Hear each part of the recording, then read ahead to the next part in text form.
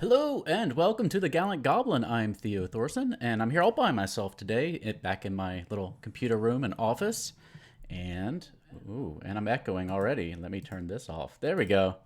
I'm still kind of new to the whole Twitch game and I'm still learning my way around here. We were trying to live stream on YouTube today, but YouTube apparently requires a couple of extra steps on my end that I failed to take, so I'm going to have to get that set up for next time. But we are recording this video today and we'll be uploading it to YouTube later. And what are we doing here today? Sometimes I log in here and play some video games, but today I am unboxing this from Beadle Grimm that arrived this morning. This is presumably their newest edition, the newest silver edition. This is for Van Richten's Guide to Ravenloft.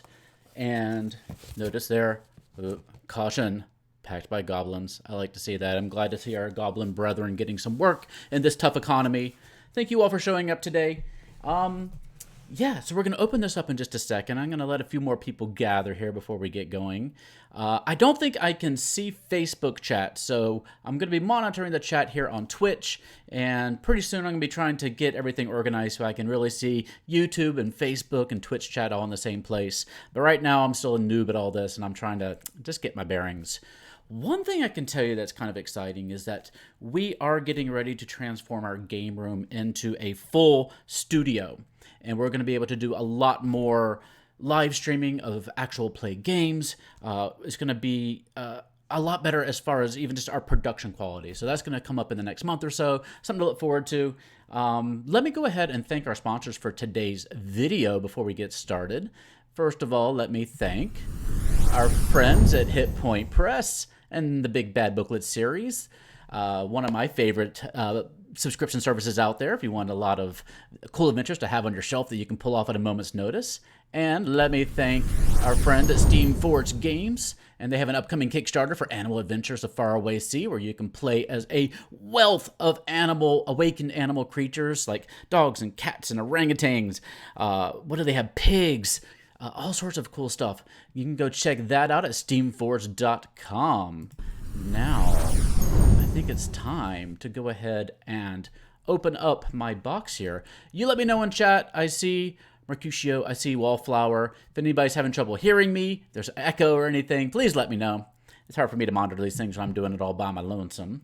So I got my trusty knife here. Don't trust goblins with knives, but, you know, we gotta do what we gotta do. And let's go ahead and see what we have here. All right. I do hope the Facebook live stream is happening. I think Brady's downstairs in a work meeting, an actual work meeting. So he can't help me too much. I'm shaking the camera as I open this. Let me pull it down here into my lap. Thank you, Mercutio. This is a heavy box, by the way. Oh, and don't let me forget to tell you, this is not going to be our only coverage of this particular silver edition from Beadle Grimm. We are going to be doing a regular full review of this set. It just takes us, these boxes take us a little bit more time because there's a lot of stuff to go through. We want to make sure we give you a very complete look at it. So in the next couple of weeks, we'll have this. We're also still sitting on the Curse of Strahd box from Beadle Grimm. That arrived here when we were moving from California to Texas, so we never really got a chance to review it. So I have these two. Luckily, they go together pretty well. So we'll have these two videos to look forward to on our YouTube channel. Yes, sir, packed with awesome, and also packed with bubble wrap. So be on the lookout for that. You can go find us on YouTube at The Gallant Goblin. And, oh, here we go. Big and packed with bubbles. Now, I haven't looked hardly at all about what's going to be in this box. It's been busy. Haven't had a chance to kind of keep up with what's going on at Beadle Grimm's. But one thing I did notice is that there are different covers that you can choose from. First of all, let me thank Beadle Grimm for sending me this copy to review with you. And here is the cover that we got right here. I'm going to try to get it without... This is why we do our videos on YouTube, where we don't have to worry about the camera focusing in and reflections, so we can give you a better look at it. But we also get a nice early look at things. Oh yeah, thank you. This is the Beadle Grimm's Pride shirt with their nice dinosaur. I love it. Yeah, this is a very cool cover, if you can kind of see that a little bit. The Shadowy Silver Edition. And on the back, like that. This is a Silver Edition, so it's not numbered. I don't think it's limited. But let's open the box and see what's inside. Ooh. So here's what we can look at when we first open the box. Let's see if I keep this all organized here, so when I go back and do my full review later, it's all in one good place. This is just a nice cover image of a feather right there, and translucent paper. All right. First of all, we have our usual table of contents, which I will not look at too much right now. I don't want to spoil myself. We have a letter inside from Bill, Charlie, John, Matt, and Paul. And this is our usual stuff on the back. So we'll put this aside for the moment, so avoid spoilers. Thank you, Mercutio. Appreciate that. I got a little bit more bubble wrap. All right, let's start with our encounter cards. This has become, ooh, that's helpful. This has become standard in all the Beadle Grimm's boxes. These are one of the most useful things that we have. I'm going to go ahead and open them up and take a look. These are the cards that you can hang over your DM screen. So on one side, you have the nice art that you can show off to your players right there. And on the back, you have all the stat blocks and lore information that you need to actually run the character in the game. And we have a full list here on the back of what's included. That's helpful for me. So air elementals, banshees, body taker plant, boneless. Let's just take a look at a couple of these right here so I can get to the camera correctly. Here we have Bright Eyes and Lucindy right there.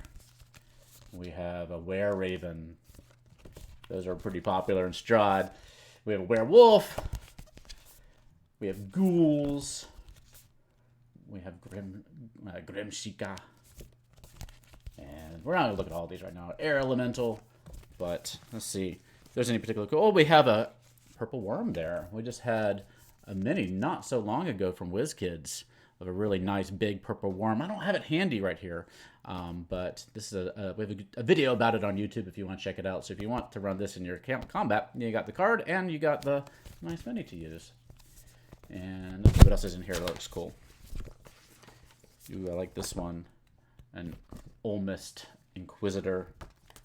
And ooh, some ghosts. And we got here a Luke Guru. Oh, we got a Mind Flayer right there. One thing that I'm wanting to do pretty soon here is actually do a full review of Van Richten's Guide to Ravenloft, or either a review or maybe my top 10 things that I like from that book.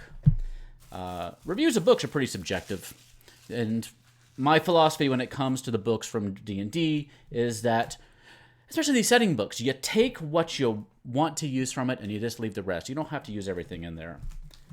But I'm going to try to get to that as soon as I possibly can. Ooh, we have our hardware now. First of all, starting with a little ring. Let's take a look at this. Let's see. I'll just put it on here. Oh, it fits me. Let's see if I can put it up there. Right there. Ooh, camera. Right there. Nice ring. Let me go ahead and grab my table of contents so I know what to call these. Because I haven't had too much of a time. I've been kind of deep into Starfinder lately, so I haven't had too much of a time to look at Van Richten's Guide. I've only skimmed through it a little bit.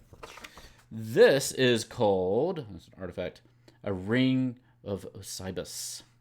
Found in the House of Lament adventure, this piece was written to be an amulet, but we got permission to make it a ring. Why? Because we thought a ring would be radical, and you're already getting an amulet in this box. So there's our Ring of Osibus. Pop it back into here so that we can keep it nice and organized for later. Here is our amulet. Amulet of the Raven. Ooh. Double packed in some nice plastic bags. Oh, wow. So you can see that there. It's big and heavy. And there on the back, you actually have the head of the Raven. Now, let me see. Does it... Oh, wow. So I guess you can probably wear it like that. You can also wear this either way you want to. That looks pretty cool right there. So let's take a look at what it says about here. The Amulet of the Raven. You can use this original piece designed by Beadle Grimm and Han Cholo as a potential mist talisman. Imbue it with magic, have the Raven Queen bequeath it to a character, or let your players look cool wearing it. We don't really care how you use it. Just use it. That's cool.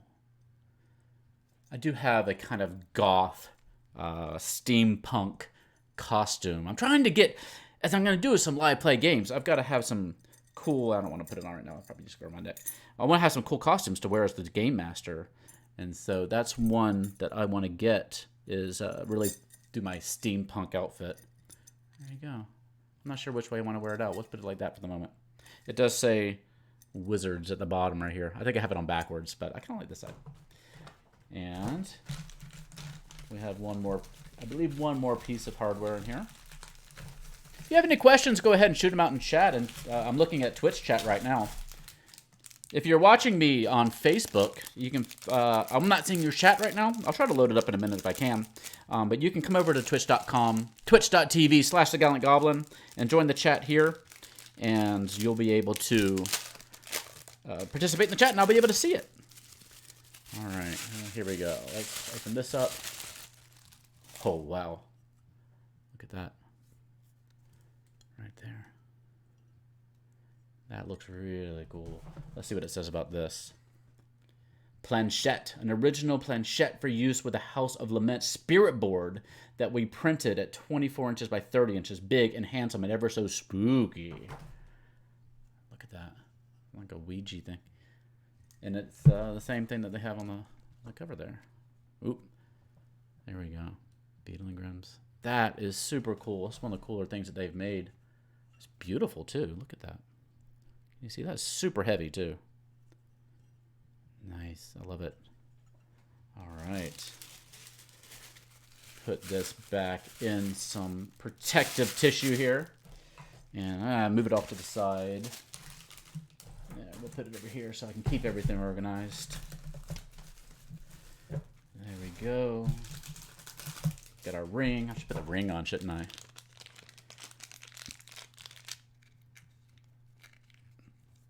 There we go. Love that. Look at that. All right. Next, we have our actual adventure, I believe. Oh, Beadle Grimm presents Dread Tales from the Warehouse. Oh, there we go. So this must be all of their extra materials that they're adding to the custom materials they're adding to the adventure. And then this time they've actually put it in a whole booklet here, which is 32 pages long. That's amazing. Instead of having it all spread out into different individual 1 or 2 page sheets, you've got it in a nice little booklet here. So this includes an introduction from Justice, Armand into the Mist, Assault on Granary 13, I'll hold up so you can see it, which is an encounter for 4th level characters by Bill at Beadle Grimm's. Lucas's Bite, an encounter for 5th level characters by John, I can never pronounce his name. Help me out with this. John Cicciolini? I am not good with Italian names. Wayward Child, an encounter for 6th level characters by Charlie Rehor at Beadle Grimm's. And the Tomb of Tashtali. Taskhatli. I need better glasses. An encounter for 7th level characters by Justice Armand. And we have our nice Cicciolini. Cicciolini, thank you. All right, so I don't want to spend too much time just sitting here reading this in front of you, but this is quite a thing. This is what I've been wanting from Beadle Grimm's. I really like, my favorite things that they make are their new encounters that flesh out certain aspects of the adventures that maybe weren't as fleshed out as they should have been in the original books. And then when they incorporate kind of their new characters and their hardware and their new encounters and kind of pull it all together so that you can have a cohesive experience. That's what I really like. So this is pretty awesome. Talk about the Were-Raven in here running the encounter. So let me just tell you what it says here in the beginning. The Silver Edition contains 4 encounters designed for characters of 4th to 7th level. Each encounter takes place in a different Ravenloft domain, which is described in Chapter 3 of the book. While you can run these encounters separately, you can also connect them using this guide as a framework designed to run after House of Lament. So that's what they put them together into a sort of little story here. Assault on Granary 13. I don't want to say too much about what these adventures are because maybe you're going to be a player in these adventures, and so you'll want to see for yourself. But they do even have their own maps, which I don't fully recall if they've had maps in their encounters before. This is much more robust than their usual encounters. You have the custom art. which I believe that was one of the adventure cards that we just saw too, one of the encounter cards. So this is a whole thing. Yeah, there's regional maps down there. You know, kind of see a little regional map. Got a singing orc down there. I bet some of these tie into some of the other, like there's some maps right there. Maybe we'll see some of these in the rest of the box here as we open it up. Look at that. Look at that art. Oh, if I can hold it up so you can see it properly. If you've, I actually wrote an adventure called I Am Your World. That's on dmsguild.com. That takes place, spoiler warning, takes place in a spaceship, basically. Mind flayers have their own, in a Nagoli, is that what they're called? It's been a long time, but they have their own spaceship, and they pull the characters up in there, and it takes the characters a little while to figure out that they're actually on a spaceship. And this looks like something that could fit right into that adventure too, so I'm very curious to look into this a little bit more. And yeah, there's quite a few long adventures. This is a lot of stuff. When you get to the end, it says, this is the last encounter presented in Silver Edition. If you want to continue the adventure, there's a little bit of information here on how you can keep the story going from this particular set of encounters. And yeah, and it tells you how to kind of use the framework of the overall adventure here to give them a conclusion and a reward. There's some more art that looks really cool. So there's a lot here. That's awesome. I'm looking forward to delving into that a little bit more. You can see that in our full review. Let's look at some of their documents. So you know the real-world documents are amazing, and they have gotten more and more into tying these into their custom encounters as well. So, and I'm not going to know too much. The deed of property, right there. Look at that. I love these. Let's see. It's a manor and surrounding estate to include. Okay, this is Borca. So we'll dig more into these and tell you exactly which domain and adventure they tie into a little bit later. We're just going to kind of dive through and take a little look at them right now. If you do have questions, be sure to throw them down in chat, and I'll do my best to answer them. This is my very first look at this, so I don't know what all to expect. And let's see what's next. The rest of these are sealed up into... Ooh, there's a little one right here. Almost missed. Right there. Look at that tiny little one. What do you think this is? Ooh. A little hint there. I'll let you read it. Can you see that? It says, shadowed fingers, eyes like glass, beware the below. El Dolan, I think? There you go. Interesting little clue or hint. This even feels like it's like ripped off of a larger sheet of paper. You can kind of see they put that little wear and tear on there, which is that nice little detail that Beadle Grimm is known for. Wrap it back up here. Do be sure to watch our full review of this when we hit YouTube in a couple of weeks, so you can see everything much more up close, instead of me just trying to hold it up to the camera hoping that it actually goes into focus. All right, I'll put that back together in a little bit. Let me take the plastic off of this set. Here we got this over here. All right. Ooh. All right, I'm gonna put it here in my lap. We have a few more documents. The certificate of death. Right there. Yeah, it even smells like an old piece of paper. This document officially acknowledges the death of Spoiler, recognized by Spoiler. I won't say too much, but you can kind of see it right there. And next we have the Last Will and Testament. Looks like it goes together with the death certificate. A little seal at the bottom. I won't say too much about these spoiler warnings. We have a nice textured piece of paper here. You can kind of see the texturing on there. Bought of Lawrence and Lance. Looks like a ledger. Look at that. I love the wear and tear that they put on these. Very cool. So, and it's in gold pieces and silver pieces, which is kind of cool. All right, now we have quite a few little things here. Ooh, these are like stickers right here. I might have to check the... Let me see what it says in the table of contents here. Let's see. Box variants. I will get back to the second. We're looking at we were looking at the boxes. Wine labels. That's what these are. These are wine labels. How cool is that? Purple grape mash, number 3. Well, that makes a lot of sense. I didn't look at it very closely.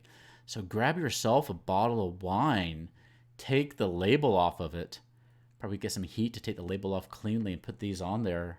And that's a great idea. I never thought about doing that for like Curse of Strahd because they have the winemakers in there too. And there's several of these, so you can, you know, you're going to, for an adventuring party, you're going to need more than one bottle of wine. So let's say there's 3 of each. This one is, ooh, this is a little harder to read. Arsenic wine. Right there. So you got, ooh, 3 of those right there. Very cool. That's an excellent idea. I want to know who at Beadle and Grimm's came up with the idea of the wine label. They deserve a raise. All right, we got our battle maps. Oh, and I'm not going to have a big enough camera scope here to show it to you. So we'll just do a little preview now. We can show the whole thing later. The first side here is the first floor, Awakened. So, ooh, look how beautiful that is. Right there. And on the back, you can kind of see. Ooh. What I love about the Beadle and Grimm's battle maps, and I haven't checked for sure on this one yet, but we'll find out, is they often take the original maps that are included in the original book and they add a ton of flavor and just artistry to the maps. Because the books, the maps in the book are often very utilitarian. They're designed for you to recreate with pen and paper, and they lack a lot of the artistic flair that you can kind of see here. So Beadle and Grimm's and their map makers go in and they look at the actual descriptions of the room and the text and add all those details into the rooms, which brings a lot of atmosphere to your games. And also, you know, provides gameplay benefits too, because a lot of the clues that are listed in the adventure in the booklet are actually drawn on the maps here, so you can actually see them when you play. So you got some ghostly furniture or something in that room there. Yeah, I'm not sure what's going on in this particular map. So let's see, we got another map here. Second floor. And let me see what it says these maps are for. Do battle maps. We have the House of Lament maps and the bonus encounter maps and the spirit board. Oh, I'm looking for the spirit board. So let me tell you what it says here in the table of contents about the battle maps. One of the great joys of making a Beadle and Grimm's box is buffing out a collection of battle maps for everyone to enjoy, coming around the table and having a moment of, quote, see the monster, vanquish the monster is ultimately very satisfying. The art you'll find in this collection of maps is exquisite, or at least we think so. So the House of Lament maps, Jared Blando's work on each level of the Halvrest Manor is without a doubt one of the highlights of this box. Whether dormant or awakened, each level of the haunted house is electric. Oh, so the house has 2 states, and the map will present each state. And then the bonus encounter maps, Alan Azez, I'm pronouncing his name incorrectly too, created 2 full-size battle maps for the Folkovnia and Har Akir bonus encounters, the mill site and tomb maps respectively. They're not just battle maps, they're works of art. Miss J maps helped to flesh out the original B&G adventures and add depth and structure. Oh, man. So here's the second floor, both awakened and unawakened. So let's look at the unawakened side first. Make sure I have it up right. So here's the unawakened map. Right there. Very cool. Hi. And on the back, the awakened state where you can see the... I'm not too familiar with the adventure yet, so I don't know. But you can see the blue, probably ghostly energy coming about in the room, like electricity and spirits coming into life. So that's awesome. This is going to make me want to run this box. Every time I get a Beadle Grimm set, it makes me really want to add on to my workload by running more and more adventures, which is dangerous for me. The third floor, we have the same. I'll just show you very briefly the unawakened and awakened side. Here's the unawakened third floor. Hello again. And the awakened third floor. Right there. And if you're just joining me right now, I see we have a few more viewers than we did when we first started. We're looking at the newest silver edition from Beadle Grimm's. This is Van Richten's Guide to Ravenloft. And which I guess is shipping now. This is the basement level of the same map, the House of Lament. Ooh, this is spooky. So here you go, the basement level. And I'm not set up to show maps in this particular way. Over here we have Widow, what does it say? Widow's Walk. Right there. I love it. These are awesome maps. And a lot of these maps you can take and reuse in your own adventures. They are tied specifically to the adventure, but oftentimes if you want to have a spooky haunted house, you can kind of take these and tell your own stories with them as well. These are great maps just to have on hand. Here we have the Blackmore Family Mill. There's a lot of maps in this set. So here we go. Let's do it this way so you can see better. The Blackmore Family Mill. And on the back, we have the Tomb of Tashdali. Alright. Right there. And if you missed the early part of this video, it will be saved here to Twitch, so you can watch it later. We'll also post it up on YouTube, so you can see it over there as well. And there's your Ouija board right there. You can see that. It's got a better name. Let me see what the name is. I've already forgotten. Ooh. Alright, here we go. The name of it is... Where did I put my table of contents? It's over here somewhere. There we go. They call it a... the House of Lament Spirit Board. So yeah, that poster map is 24 by 30 inches. So what we do is a lot of material here. We take this, we take our planchette. Let's see if I can find it over here. I need a bigger desk for this. There it is. We take our planchette and, you know, run it through there to see our futures. Or just to contact the spirits, I suppose. You can kind of see how I can hold it correctly. It's better when you're doing it on a flat surface, I'm sure. You can kind of see how it highlights the individual numbers and letters as it goes across. How cool is that? Oh my god, it's one of the coolest things I've ever done. So excited. Alright, what is next? Oh, this is some of the original art that you can hang. You can sometimes just display or hang on your GM screen to show off. Moody Strahd is what they call this one. This is Esmeralda d'Avenir in the Mists by Nikki Dawes.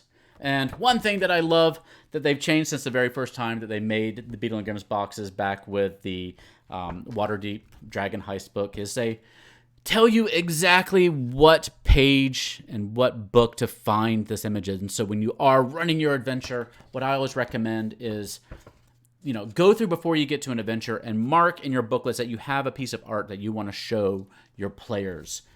So that when you get to that point, your GM is always has a lot on their minds and they're trying to balance a lot of plates. And so if in your prep work you note to yourself, I have encounter cards for this particular session and I have art to show, and put a little note in your booklet so that you can you don't forget any of these things, because in the moment it's easy to forget, like, oh, I have the encounter card for this and I have the art for this, because due to their arrangement with Wizards of the Coast, they can't actually annotate or change any of the text in the actual adventure itself. So you have to go in there and make this little note so you don't forget anything. So here we have Ivana Bortizi's Conservatory and Abduction Remembered by Mark Ben. This is by Irina Nordsoul. Oh, these are such creepy artworks. Got any questions here in Twitch chat? Please be sure to let me know. Thank you again to Beadle Grimm for sending this to us to review with you. This is White Worm by Robin Alawson. So sorry for my pronunciation. This is the hardest thing in the world for me is pronouncing anything. You should see how many times we have to cut and redo our videos because I can't pronounce a particular name. If we ever did a blooper reel, it would just be me mispronouncing things. Even in our release videos, there's always at least 1 or 2 comments trying to correct me on my pronunciation. This is Castle Avernus Disjunction by Titus Lunter. How cool is that? It's interesting. The art in this one is vertical. In this particular set is vertical. Usually the art is horizontal.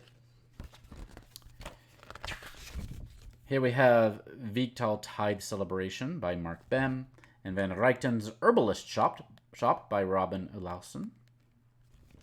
Awesome. And, oh man, such creepy art in this one. This looks like Matt Mercer. Ferran Zalhonen's Investigates Amber Coffin by Sam Kaiser. And Ghost Dancer by Sam Kaiser. Cool. Oh, thank you for watching there, Procio. I appreciate you being here. Feel free to follow the channel if you're here. So you'll be notified when we go online. We're going to be doing a lot more on Twitch going forward. I'm probably going to start doing some live painting videos on here. Maybe bring some of my friends on Zoom and just have nice conversations with some folks in the industry. I'm going to try to get some creators and some artists to come and just chat with me as we paint minis together. We have our Discord channel too, where you can come and join us to chat about everything. We talk about minis and adventures and all sorts of stuff. This is House Lament by Robin Olausen. Nothing on the back of this one. But yeah, come and join our Discord channel. Look at the pre-gen characters. I made 2 of them. We'll get to those in just a second. I think they're next. Right here. We got them. So I love the pre-gen characters. They work hard, I think, to give you good characters with tie-ins to the plot and the setting, while also giving you enough room to provide the way they look and the way they behave. So there's enough here to get you started, but you can also, as a player, bring your own spirit to these creatures, to these characters. These days, they used to have a lot of art for the pre-generated characters, and I think they've gotten away from that a little bit. And I think they've gotten away from it, and you can correct me if I'm wrong, Mercutio531, because they want you to be able to dictate what these characters look like instead of showing you, like, this is, what gender they are. Like, they even usually leave the gender kind of neutral in here, so they can be male or female. So tell us who you made in here, too. This is the human cleric, Nabat Ob, right here. And, it's just a character sheet. And Nabat Ob is a human. He is a... Let's just see what it says. I won't read the whole thing, obviously. Yeah, they do often align with the art on the DM screen, though I think in the last, if I remember correctly, at least the last DM screen didn't have art of the characters on it. And it may have been the last 2 didn't have the art of the characters on it. They did some other original pieces. Let me see. I think I have let me load up the website to see what the price of this one is. The silver editions, well, I don't want to say it. Let me go and look on the actual website. I had it up a minute ago. For the price point. And they also have the Wild Beyond the Witchlight. You can get a pre-order of the Platinum Edition over there if you want to check that out. But this particular set, Silver Edition of Van Richten's Guide to Ravenloft, is $185. Yeah, it's like $185 according to the website there. But that might be regional. I'm not entirely sure. But for me, it comes out to $185. Shipping calculated at checkout. And so, yeah, a Damphir and the Warlock. Well, here, we got the cleric first, the human cleric. I'm going to read just the beginning part because this is where you get a lot of the flavor, so you can get that. So it gives you some quotes for the character. I love this too. You got a couple of quotes to get a little bit of the sense of the personality of the character, like things that they would say. So this character would say, "Embrace death and it will be painless. I wear these gloves for your safety, not mine. 50 gold? Fine, we have a deal. Now let's shake on it." So here's what it says. "You are cursed. Wherever you go, death follows like a pestilence. Initially, you wallowed in misery, lamenting the loss of friends and lovers to catastrophic accidents and ill fortune. However, over time, you've learned to embrace mortality and twist it to your benefit. You don't fear death anymore. You worship it. You draw your divine power from Anu, an ancient deity from the land that lies beyond the mists. The jackal-headed god is all but forgotten to your world, its name stained upon dusty papyrus scrolls and ancient libraries. Somehow you still feel Anu's influence seeping from the darkness and calling you home." So that's this character. Isn't that awesome? Yeah, the quotes, I'm sure, can be tough to come up with. So it also gives you, the character sheet you need to get started. These are level 1 characters. You have the background. This one's a noble. You have the features, the dark gift, because in Van Richten's Guide to Ravenloft, they really expand upon the dark gift idea that they started with Curse of Strahd. And so these characters are starting with a dark gift, which is often comes with a benefit and a detriment to your character. I'll give you the example from this cleric here. The dark gift is touch of death. Your touch is pain, harming whoever you come into contact with. So not your typical cleric. The deathly power within you is beyond your control, afflicting any who touch your bare skin.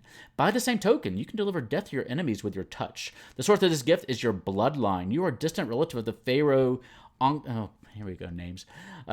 Onktopot, the Dark Lord of Har Akir, who can never enjoy death's relief. You gain the traits below. First of all, you gain Death Touch. You can focus your deadly touch against your foes. As an action, make one unarmed strike. On a hit, the target takes an additional 1d10 necrotic damage, and it increases as you level up. Next benefit, or at least a trait, inescapable death. When you hit a target with an attack roll and deal necrotic damage, you ignore their resistance to that damage. And finally, we have Withering Contact. When you start your turn grappling a creature or grappled by it, the creature takes 1d10 necrotic damage. So that's very cool. So that's our cleric, Jason. Thank you, Jason. I'm so glad to have you. Let's look at the characters you put together here. The Warlock. We get the Warlock now. So if you had some insights on this Warlock that you want to share with us, please let me know. Let me go back to my Twitch page thing over here. Okay, here's the human warlock, Carabus. Ooh. All right, let's do your quotes first. I'm not gonna have a good voice for this, but you tell me what your voice you had in your mind there, Jason. "I can forgive you being rude to me, but you are rude to my friend, and that carries a heavy toll." Second quote: "There are so many other worlds than this. I won't rest until I've seen them all." Finally, "I grow restless. Can we keep moving? We've dallied in this place for too long." So here's his little flavor text. And this is a human warlock. "You have spent your life studying the junction between life and death. You're fascinated by mortality and its limitations, hoping to one day transcend it yourself. The mists shroud the secrets of undeath, so you tread into the darkness in search of answers. You have regrets. What was once theory is now reality, and you dread the skeletal call of your patron despite your new powers.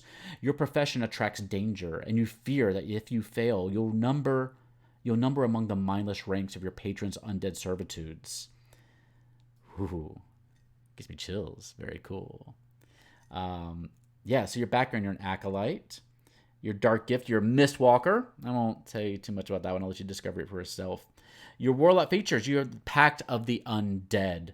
You've made a pact with a deathless being, a creature that defies the cycle of life and death, forsaking its mortal shell, so it might eternally pursue its unfathomable ambitions. For such beings, time and morality are fleeting things, the concerns for those whose grains of sand still rust through life's hourglass. And so you have your benefits from that. And these also come with little beginning. Yeah, that is the new pack from the book. I was wondering about that. I knew there's some new additions from the Ravenloft book that I haven't looked into too much myself yet. The nice thing is they often begin with some equipment as well in the back. So you have everything you need to just get started in your adventures, especially if you're playing with new characters. Coming up with characters is the hardest thing for new players to be able to do. And for us, it seems like old hat and some of the most exciting stuff in the game. But if you're not familiar with the universe and what's possible, like coming up with new characters is tough.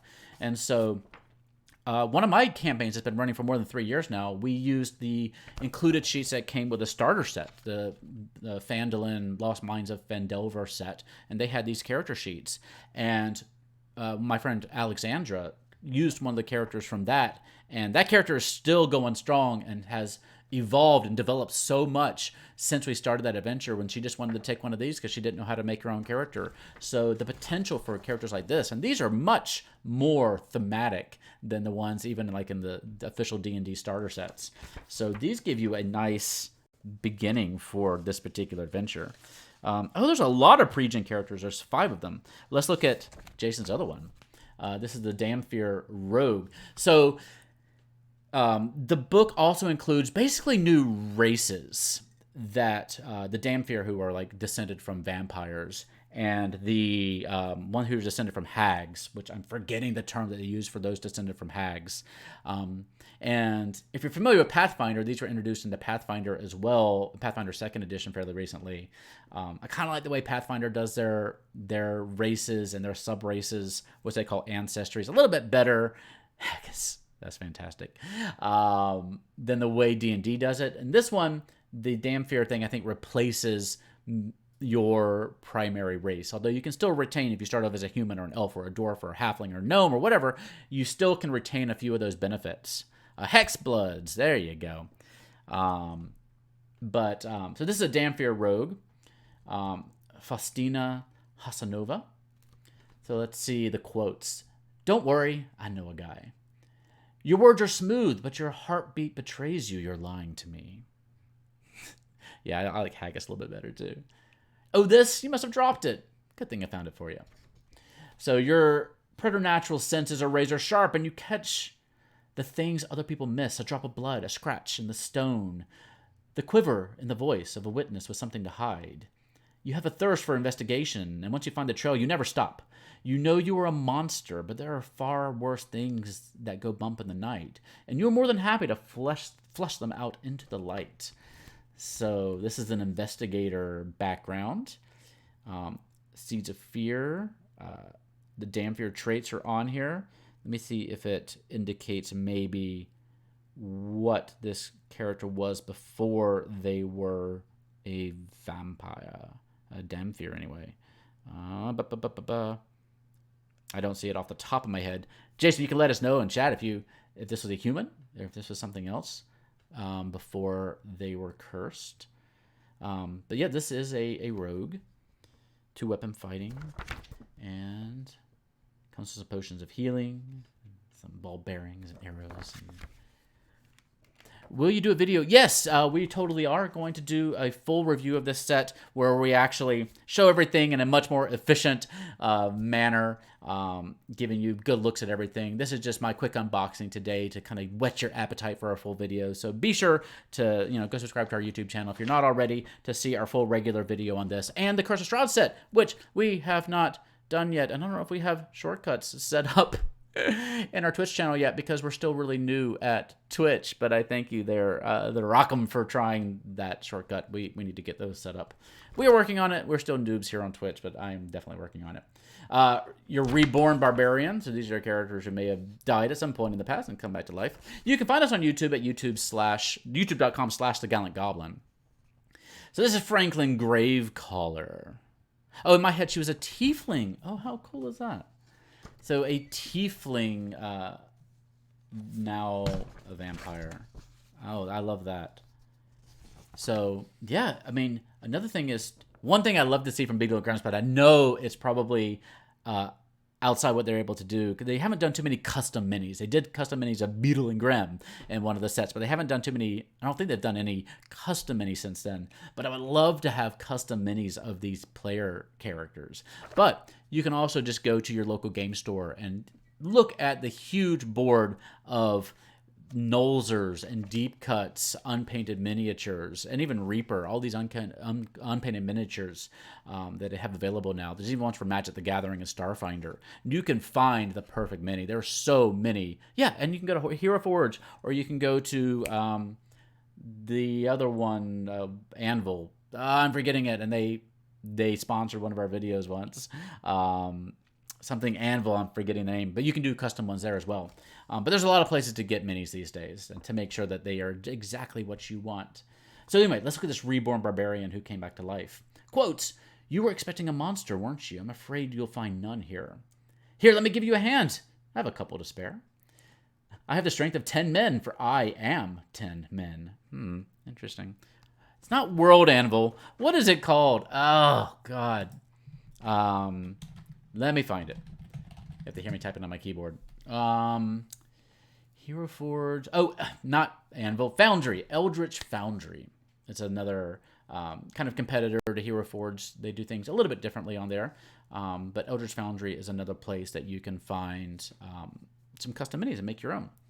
Anyway, back to this Franklin Gravecaller, this reborn barbarian. There's a haunted one background.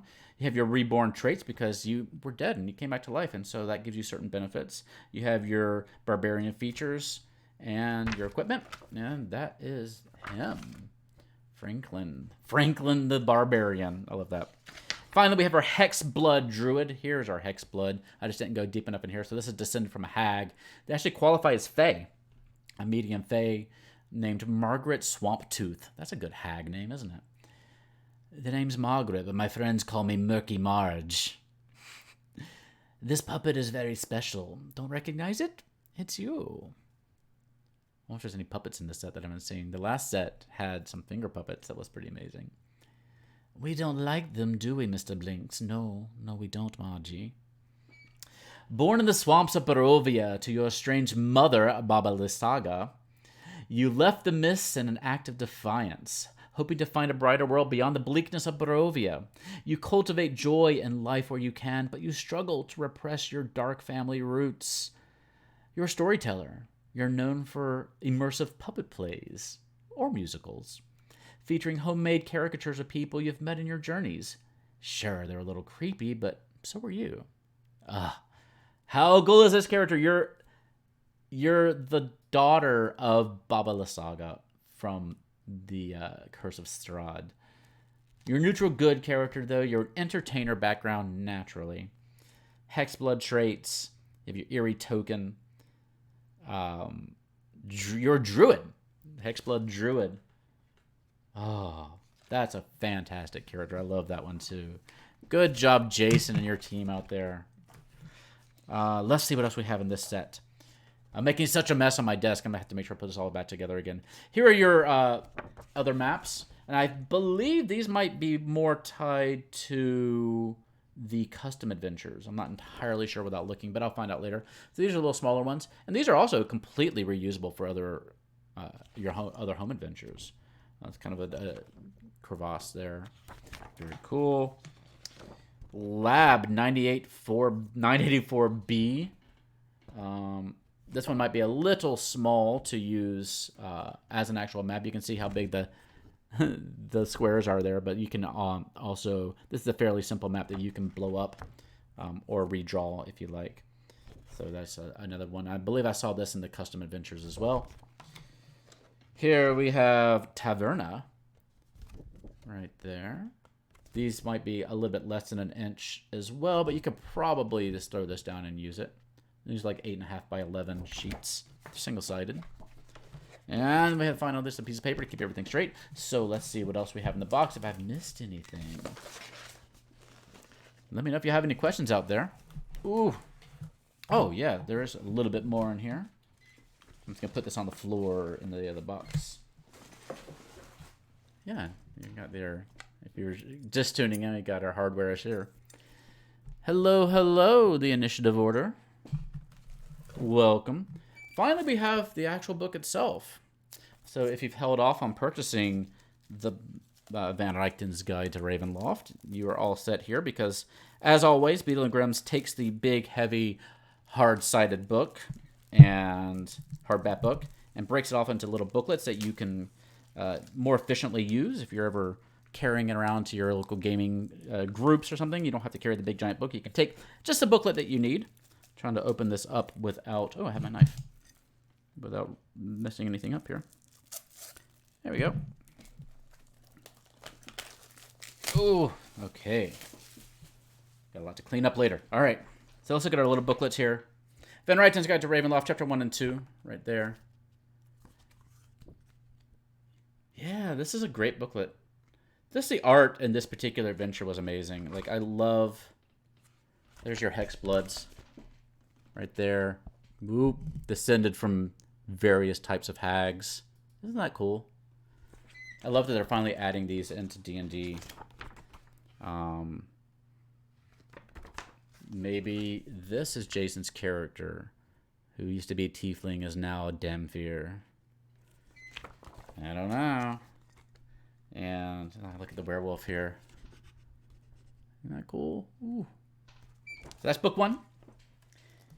Yeah, is there anything else? Oh, there's more in here. Okay, let me... I don't have enough places to put everything. I've got my table, my desk is full of minis from other projects. All right, here we have... gosh, look at that. Chapter 3, The Domains of Ravenloft. Some of them anyway. Right there. This is what I feel like when I go to the dentist. All right, there's book 3, or chapter 3, which includes some of the domains. Put it back over here. And these are chunky books. And here's the rest of chapter 3 with Barovia and some of the other ones with our vampire or our werewolf friend that we saw a minute ago. And chapters 4 and 5 in this book here. So chapter 4 is a horror adventures and monsters of Ravenloft. So this is your bestiary and your tips for running these horror themed adventures. Oh, I love this piece of art. It's amazing, isn't it? I love that. So it's nice also to have these pieces of art pulled off and put on a cover. I love that. What is this in here? Oh, we have a folder which shows kind of the, I think these are maybe the various designs that you might have gotten on the front of your box. The front of the box, as I mentioned earlier, has there's 4 different covers that you can pick up. And so mine was this one with the eyes. So let's see what we have in here. And we got some more maps. It looks like these are, oh, these must be the domain maps. Let's go through them. We have the familiar looking Barovia map. My nose is itchy today. I guess that's the seal of the domain. Gothic, cosmic, body, and folk. Which one did I get here? Which one is the eyes, Jason? This is a Mike Schley map. Here, I'll just go through some of these so you can see the maps of the various domains right there. And this way I don't have to actually try to pronounce all these names and butcher them all. Eyes are body. It's a very cool map. It's a very Elder Gods-esque cover, the one I got. These are great. These remind me of the maps of the 10 towns that we got in the box for Icewind Dale, Realm of the Frost Maiden. There we go. There's another one. And back to Barovia. And we got some more sets in here. So the way this box is designed, this book is designed, is that this particular book teaches you how to run, I think I would say, shorter adventures in one domain with a horror theme that... It's a very specific kind of adventure that this one is teaching you how to run, because each domain has like a person who is trapped in that domain, a terrible person who may or may not know that they're trapped in there, may or may not know that they're not in their normal environment. And so you, as the adventuring party, will have to go in there and, you know, your story may be, you know, unique in what you're trying to accomplish in that particular domain. But that's kind of the setting you'll be in. I mean, one of these various domains that's designed around torturing and tormenting one particular evil soul. And so it's very interesting. Yeah, the planchet's amazing. Yeah. I'm sure there must be somebody on Etsy or someplace doing those boards there. Demon 4x4. But, you know, these are the various domains that you can set your adventures in. So here's the other set. I'll hold them up a little bit closer so you can see a little better. Right there. And, of course, like I said, we'll be doing our full reviews on YouTube in the coming weeks so that you'll be able to take a better look at these. Hey, if y'all come up with some really cool wooden spirit boards, please come to our Discord channel and share your work with us. We would love to see it.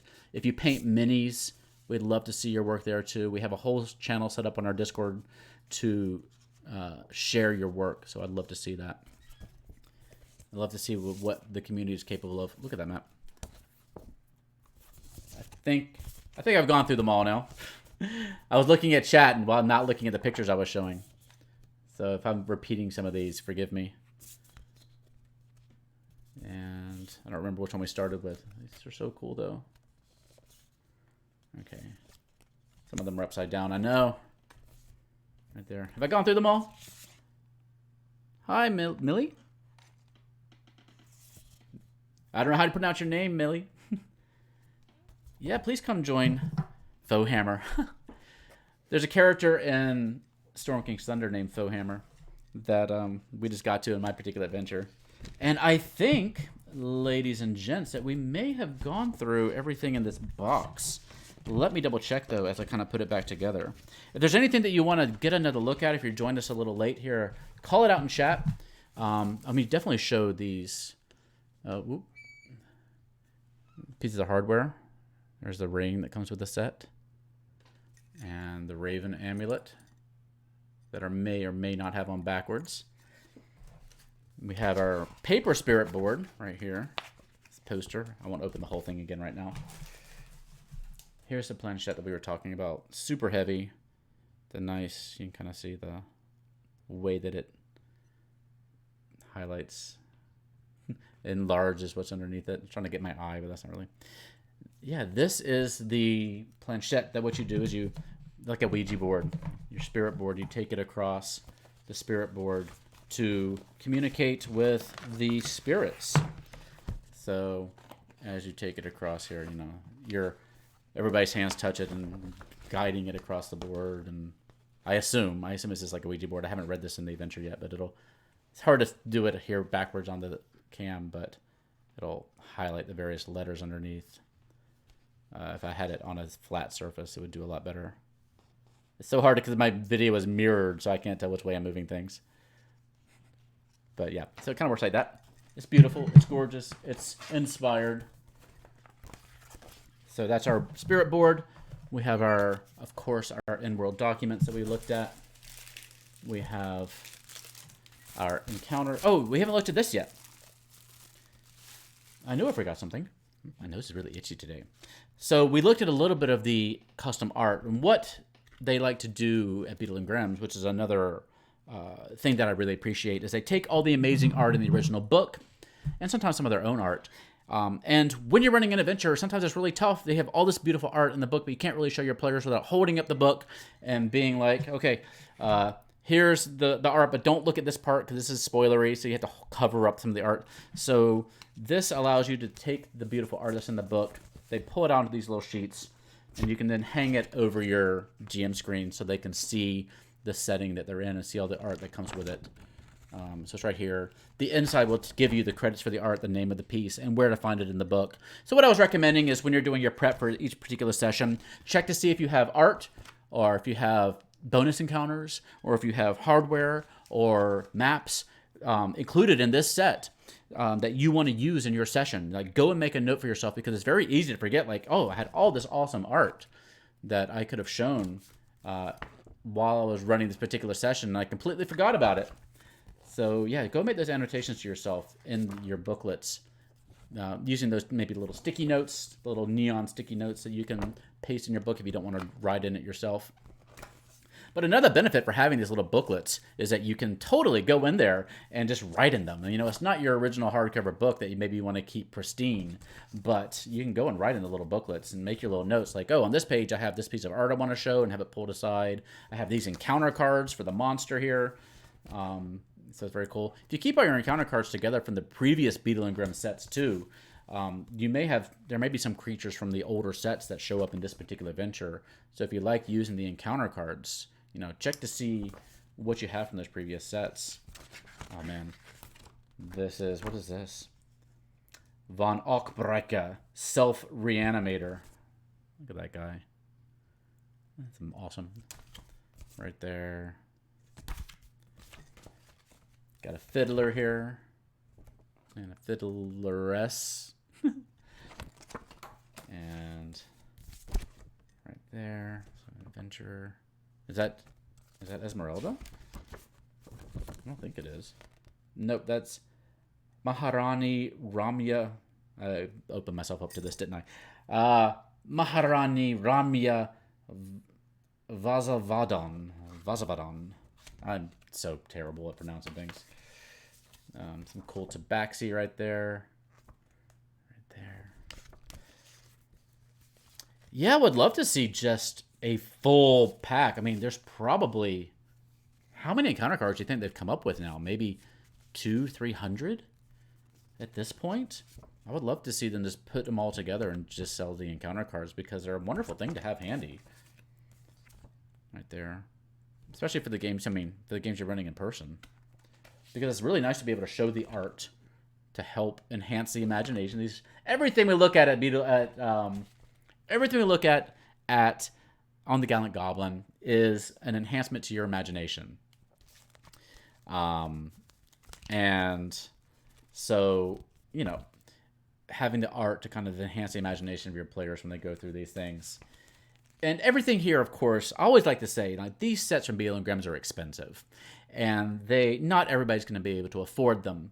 But don't feel like you need this stuff to run these adventures for your campaign groups, for your gaming groups.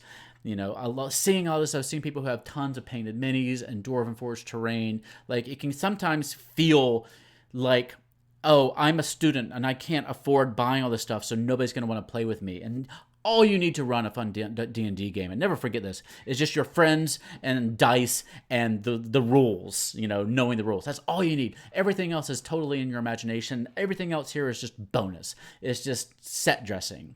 So just keep that in mind. Like, if you like to look at these things but you can't afford them right now, like, do not worry about it. Any player worth their salt is not going to hold it against you that you don't have all the little bit of bling and gemstone dice and everything else that you need to, you know, tell a fun story. So anyway, I always like to preface that because I don't want to ever make people feel bad for looking at these super awesome things that can be a little bit expensive. So, all right, I'll get off my soapbox now. There we go. There's my hex bloods that I love. I just want to show you all these real fast. There's the characters. And we'll show you the rest of these later on. And, oh, this is our last, I think this is our last one there. So, yeah, those are all the art pieces. Pack them back up here. And we have our planchette. And we have all the encounter cards. And just in case you're new here, let me show you again what the encounter cards are. You know, on the front, they have the art. You can hang it up your screen. On the back, they have all the information you need to run the creature, including lore and the stat block. So you're good to go. And of course, on the inside, it's just nothing because it's going to be hanging on your GM screen. So I didn't count all these. There's usually somewhere between like 30 and 45 of the encounter cards. And then we have a cool thing here. Little sheet. I'm not sure if, Jason, you can let me know. Is this flavor or does this actually have some sort of effect in the game? I'm not sure.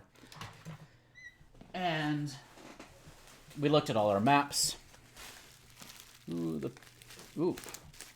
Let's see. The bubble wrap is sticking to one of the... Oh, it's just sticking to the cardboard. No big deal. We have our maps. We have... Oh, the extra encounters and everything are bundled up into one 30-some-odd page book. Keepers of the Feather. Oh, okay. Keepers of the Feather. That makes sense. So, yeah. These are all bundled. All the extra encounters are in one booklet this time. And I think they're tied together a little bit more. I didn't have time to sit here and read it in front of you, but it looks really cool. All of our... in-world documents, which are always amazing.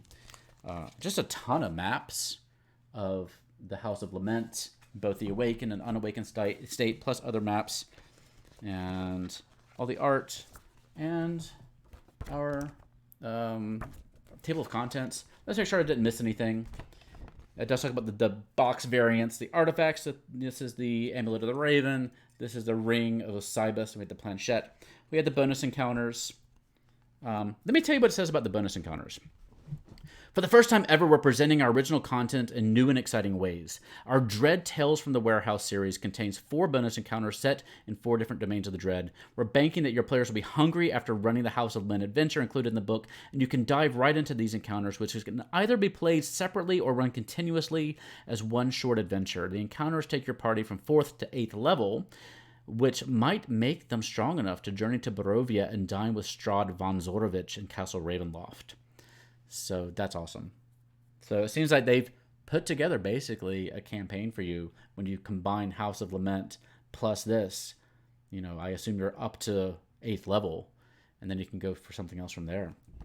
You have your battle maps, the House of Lament maps, the bonus encounter maps, the spirit board, the domain maps, the exploded book, of course, 40 encounter cards. Oh, okay. This is something I think is new. To make it easier to use the encounter cards, anytime you see a monster with a corresponding encounter card in this edition, it will appear in, if you can see there, bold red. If you see that right on the edge of your screen there, it'll appear in bold red. So they are going that extra step, which is what I've been wanting, where they kind of annotate in their own way in the book. Let me check and see if I can find an example. Yeah, I'm sure there must be one I can find in here. So you'll know as you're running the adventure. Oh, I'm looking at not the adventure itself. Here we go. You'll know when you have a character with an encounter card that you can run. Let me just find an example of this in the book if I can. Of course, now I'm not going to find the page, or my eyes are not going to be able to scan fast enough to find what I'm looking for. But yeah, so there's a way to know that you have the encounter card so you don't miss out on it. Yeah, I'm not finding it right now. But yeah, that should be a very helpful addition. Very cool. And anything else I left off? They give you a full list of the encounter cards. You have the Emerald handouts and what they are. The artwork pulled from the book, the bonus art, and the pre-generated characters. With the 3 new lineages, the Damnfear, the Hexblood, and the Reborn, and the new Warlock subclass, the Pact of the Undead, are all used in these 5 pre-gen characters, so you can make sure you get to use all the fun stuff in Van Richten's Guide to Ravenloft. And I think that'll do it for us today. If you have any final questions in there, please throw them down into my Twitch chat. If you're watching on Facebook, again, hello, thank you for joining me, but I can't see the Facebook chat where I'm at, so if you have questions, you're typing them into Facebook and I'm not addressing them, I'm so sorry. In the future, I'm going to try to be able to monitor Facebook chat a little bit more closely, but if you come over to Twitch at twitch.tv/thegallantgoblin, I will see your chat here and I can answer any questions you might have. I'll try to go back after this and look at the Facebook post. If you had comments there, I will go and try to address them after I'm done here. We're also going to, hopefully we are recording this. I can't believe it's been more than an hour. And I will post it over on YouTube so you can watch it later if you have it. You want to send it to friends so they can check out what we've looked at in this set. And this is Beadle Grimm's Silver Edition, Shadowy Silver Edition of Van Richten's Guide to Ravenloft. Thank you again to them for sending it to us. Let me thank our sponsors really quickly. First, let me thank my friends at Hit Point Press and their Big Bad Booklet series. So these are a subscription. You can sign up through their Patreon to receive these booklets every month. They are centered around a new Big Bad each and every time. This is Wranrebur. I don't have my my text in front of me. Let me load it up real fast so I can tell you a little bit more about Wranrebur using my approved verbiage that they sent me from the Big Bad Booklet folks. Pull it up here. Here we go. Wranrebur, a demon who sows violence and chaos to satiate himself. Will you feed into his bloody desires, or can you starve Wranrebur before he gets too powerful? Subscribe today at bigbads.com. I love my Big Bad Booklet series. Check it out. Also want to thank my friends over at Steamforged Games and their Animal Adventures the Faraway Sea Kickstarter. It's about as far from evil demons as you can possibly get. These are, if you want to play as cute awakened animals like dogs and cats and orangutans and pigs, and not humanized versions of them, but the actual creatures who are awakened by usually an awakened spell. So you can be a variety of different cats and dog adventurers. They have basically the new races that you can play as. They have new subclasses that go along with these. Each of the animals has like their own religion and backgrounds and lore, their own setting. And this is the second book in the series of Faraway Sea. It's hitting Kickstarter on July 20th. They're going to be going out to sea to an island chain, so they're going to have their own adventures, as well as brand new minis by Russ Charles, who does all the minis for Critical Role. Just one of the best mini designers out there. Don't miss out on this particular Kickstarter. You can sign up at the link We'll have the link at the bottom here on the YouTube. I don't have it here on Twitch because I'm still new at Twitch and I'm getting things wrong. But you can go to the Kickstarter, look at steamforce.com. Also, go to the steamforce.com blog. They're previewing all the new creatures like the pigs and the orangutans and the dogs and the cats that you can play as in this particular adventure. So go look at their blog to see some of the exciting new minis and races that you can play as. But that's Animal Adventures, The Faraway Sea on Kickstarter, July 20th. And I've been Theo Thorson from the Gallant Goblin. Thank you for joining me today. I hope you had a good time. I've been looking in the chat to see if anybody had any final questions. Thanks to Jason, too, for joining us from Beadle Grimm's. I really appreciate getting some insight into kind of the creation of these. Thank you, Jason. And if anybody has questions for Jason while he's here, please throw them out here. One thing I've been meaning to do is to pull in some of our friends at Beadle Grimm's onto the channel to just do a Q&A about how they put together these boxes, how do they decide which maps to use, how to decide which ones to pull out as documents, how do they decide what special things they want to do for each set. So we're going to try to grab one of the kind folks at Beadle Grimm's and get them onto an interview on the channel.